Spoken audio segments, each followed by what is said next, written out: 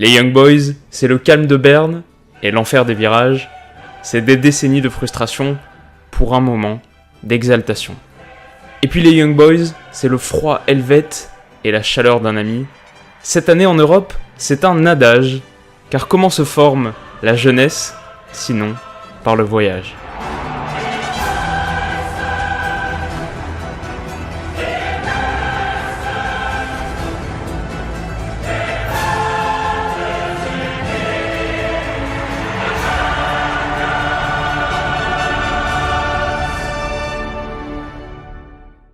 Yo les amis, j'espère que vous allez tous très bien et je suis super content de vous retrouver aujourd'hui pour le deuxième épisode d'Objectif Ligue des Champions, ma série de 32 vidéos dans laquelle je vous présente tour à tour toutes les équipes qualifiées pour la plus prestigieuse des compétitions européennes. Et alors la semaine dernière on avait évoqué le Shakhtar magnifique. Aujourd'hui, on s'intéresse donc aux Young Boys de Berne, le champion de Suisse en titre, qui a connu dans son histoire des hauts très hauts et des bas très bas, mais qui peut voir l'avenir sereinement. C'est parti.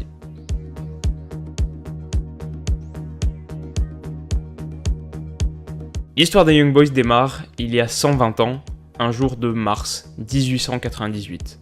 Alors que le printemps pointe le bout de son nez, 4 étudiants de l'université de Berne décident de célébrer le retour des beaux jours en organisant une rencontre de football. Ce nouveau sport, exotique et curieux, commence à trouver un public, si bien que 2 clubs ont même été fondés quelques années plus tôt. Alors les invités sont tous trouvés, le FC Berne et les Old Boys de Bâle vont disputer l'une des premières rencontres du football suisse. Le score du match n'a pas trouvé sa place dans les livres d'histoire, mais séduit par cette démonstration sportive, Max Schwab, Oscar Schwab, Hermann Bauer et Franz Kerli fondent leur propre association, le FC Young Boys est né.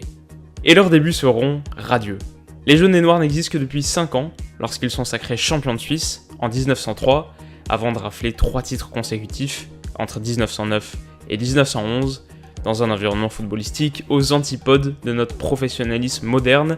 Les Young Boys font honneur à leur nom et brillent par leur capacité physique exceptionnelle, une endurance qui les voit souvent profiter de la fatigue de leurs adversaires pour prendre l'avantage en toute fin de match. Le dernier quart d'heure d'une rencontre, entre la 75e et la 90e minute, est même surnommé le quart d'heure Young Boys. Et puis la belle histoire va ralentir. Au retour de la Première Guerre mondiale, le FC Young Boys est entraîné par l'une des légendes de la préhistoire footballistique, l'anglais Jimmy Hogan. En 1925, le club change de nom pour devenir le Berner Sports Club Young Boys, le BSC IB, comme on le prononce à Berne, mais sur les pelouses suisses, la cadence faiblit.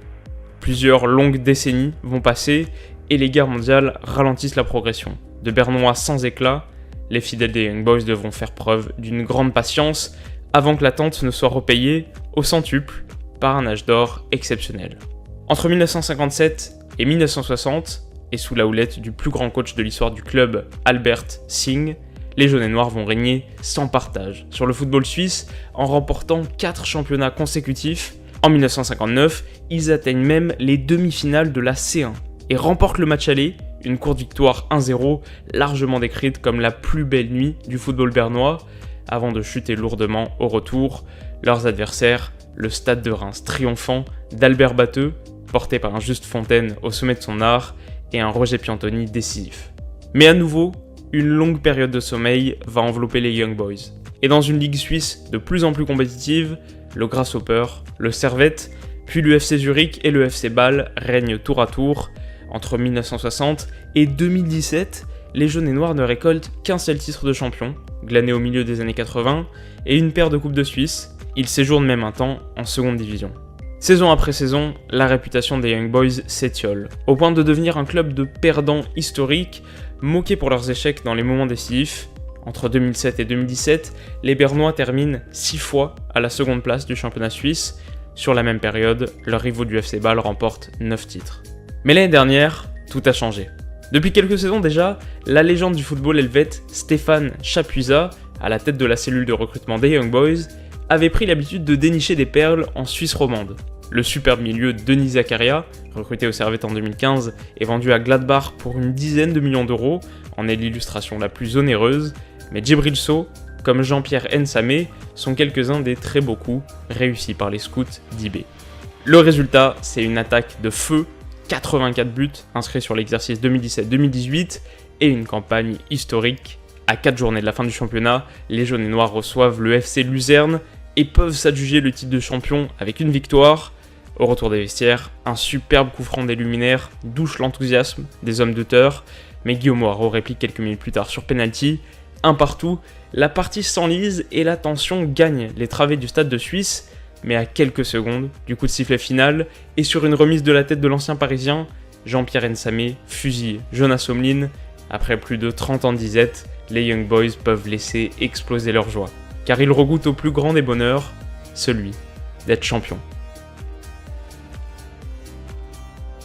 15e au classement des coefficients UEFA, le championnat suisse ne garantit pas à son vainqueur une place en phase de groupe de la C1. Les jaunes et noirs sont donc passés par un tour de play-off à très haute intensité contre les Dynamo Zagreb, et après avoir concédé un match nul un partout au stade de Suisse, et en se retrouvant mené au score en Croatie à une demi-heure du terme, il y avait des raisons d'être pessimiste.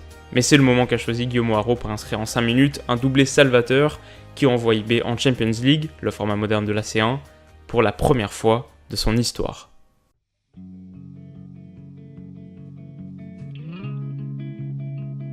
Le championnat suisse est un fournisseur notoire de la Bundesliga.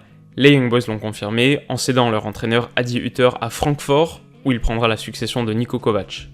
Son remplaçant, Gerardo Seoane, ne brille pas tout à fait par son expérience sur un banc de touche.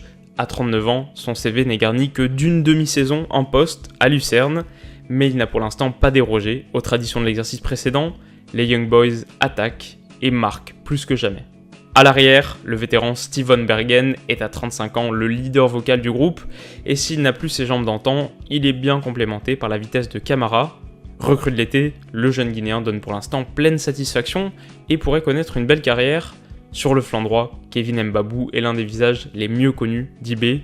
Ultra rapide et surpuissant, passé par Newcastle en tout début de carrière, il est à 23 ans l'une des grandes promesses du football suisse et a connu sa première sélection contre l'Islande il y a quelques semaines, tout comme Djibril Sow.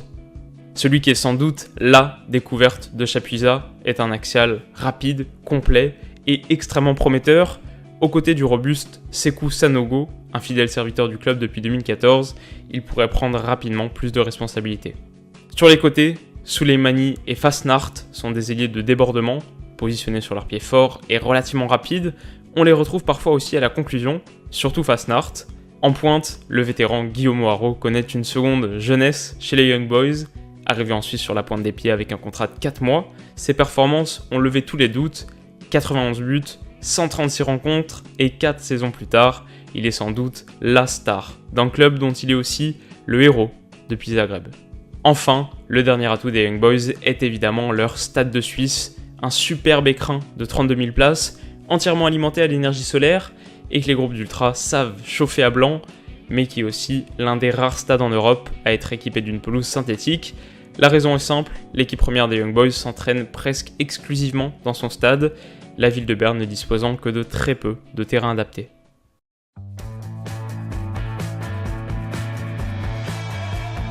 Alors qu'est-ce que je pense de tout ça ?